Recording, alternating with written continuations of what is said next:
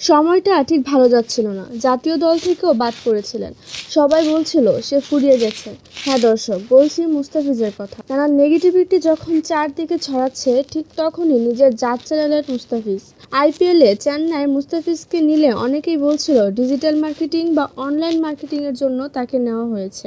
গত আসরে দুর্দান্ত ফর্মে থাকা পাথিয়া রানাকে রেখে মুস্তাফিজকে নেওয়া, এটা কেউ ভাবতেই পারেনি। কিন্তু সেই মুস্তাফিজই এখন দলের তুরুপের তাস। প্রথম ম্যাচ থেকেই চোখ ধাঁধানো পারফরমেন্স করছে, পাচ্ছে নিয়মিত উইকেটও।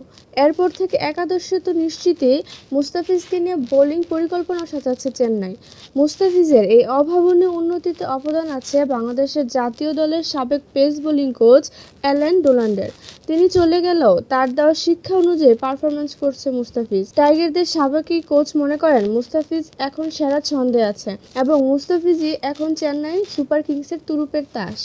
এক টিভি চ্যানেলে দেওয়া সাক্ষাৎকারে সাবেক এই কোচ বলেন, মুস্তাফিজকে দেখে মনে হচ্ছে ওর স্টক ডেলিভারিতে আত্মবিশ্বাস বেড়েছে। মানে বলতে চাচ্ছি ওর বলের গতি এমন নয় যে ভেরিয়েশনই শুধু সে ভালো, যে কোনো সময়ের চেয়ে সেরা ছন্দে আছে। তার বোলিং খুব ভারসাম্যপূর্ণ মনে হচ্ছে এবং তাকে খুব অ্যাক্টিভ দেখাচ্ছে।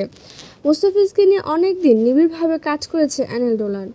তার এই সাফল্যে উচ্ছ্বসিত গুরু অ্যালেন ডোনাল্ড।